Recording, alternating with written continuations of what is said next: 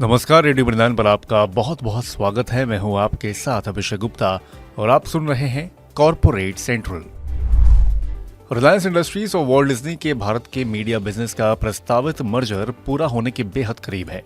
ये मर्जर पूरा होने के बाद रिलायंस के पास कंपनी में 51 से 54% हिस्सेदारी होगी। एक रिपोर्ट के मुताबिक डिज्नी के इंडिया बिजनेस का वैल्यूएशन करीब $3.5 अरब के होंगे, जो 2019 में डिज्नी की खरीद के समय के 15 से 16 अरब से काफी नीचे है। खबर के चलते आज रिलायंस के शेयर ने 2,949 रुपए 80 पैसे का रिकॉर्ड ऊंचाई को छुआ और कारोबार की समाप्ति करीब 2% की बढ़त के साथ 2,913 रुपए के स्तर पर हुई। 1 फरवरी को पीबी फिनटेक के 2.44 करोड़ शेयरों या 5.42% हिस्से की बड़ी ब्लॉक डील हुई है। टेमासेक होल्डिंग ने कंपनी में अपनी पूरी 5.42% हिस्सेदारी 2,425 करोड़ रुपए में बेच दी है। टेमासेक होल्डिंग की सब्सिडियरी क्लेमोर इन्वेस्टमेंट ने पीबी फिनटेक के 2.44 करोड़ शेयर 992 रुपए 80 पैसे के औसत भाव पर बेचे हैं। खबर के चलते आज पीबी फिनटेक का शेयर करीब 0.25% गिरकर 981 रुपए 65 पैसे के स्तर पर बंद हुआ। हालांकि दिन के दौरान शेयर 962 रुपए 30 पैसे तक फिसल गया था। महानगर गैस लिमिटेड ने अपना पहला अधिग्रहण पूरा कर लिया है। असल में कंपनी ने यूनिसॉव एनवायरो प्राइवेट लिमिटेड यानी कि यूईपीएल की 100% हिस्सेदारी खरीद की प्रक्रिया पूरी कर ली है। एमजेल ने अशोका बिल्डकॉन और नॉर्थ हेवन के मालिकाना अधिकार वाली एंटिटी से ये हिस्सेदारी 531 करोड़ रुपए की रकम में खरीदी है।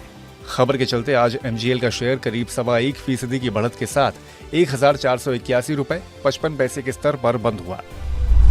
1 फरवरी को इंडस टावर्स के 25.9 करोड़ शेयरों या 9.6% हिस्से की कई सारी ब्लॉक डील हुई। इन ब्लॉक डील्स के जरिए केकेआर की एक entity silver view portfolio investments ने 210 रुपए 21 पैसे के भाव पर 13.08 करोड़ शेयर बेचे हैं। 4.8% हिस्सेदारी 2,749.61 करोड़ रुपए में बेची गई है। वहीं सीपीपीआईबी ने 2.14% हिस्सेदारी 212 रुपए 15 पैसे के भाव पर बेची है।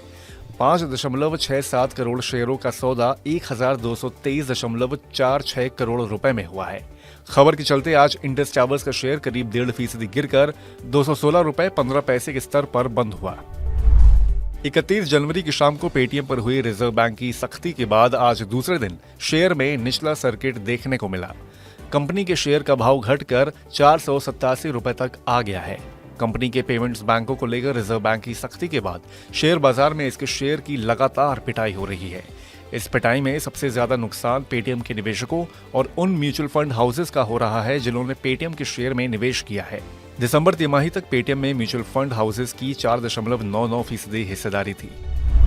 सोशल मीडिया प्लेटफॉर्म फेसबुक और इंस्टाग्राम चलाने वाली कंपनी मेटा का शेयर कल अमेरिकी शेयर बाजार में 14% तक उछल गया। मेटा के शेयर में ये उछाल तीसरी तिमाही के मजबूत नतीजों के बाद आया है। दिसंबर तिमाही में मेटा की कुल आय 25% बढ़कर $40.1 अरब रही। कंपनी का मुनाफा भी 200% से ज्यादा बढ़कर $14 अरब रहा। यह पिछले साल की इसी तिमाही में 4.65 अरब थी।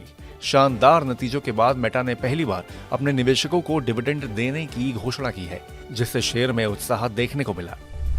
पेटीएम के बाद अब एडटेक स्टार्टअप बायजूस की दिक्कतें भी बढ़ गई हैं।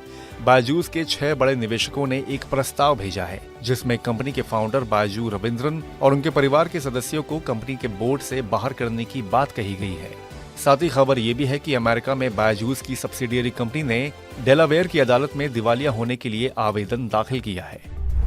तो आज के कॉर्पोरेट सेंट्रल में फिलहाल बस इतना ही। ये पॉडकास्ट आपके लिए तैयार किया है हमारे सहयोगी संदीप ग्रोवर ने।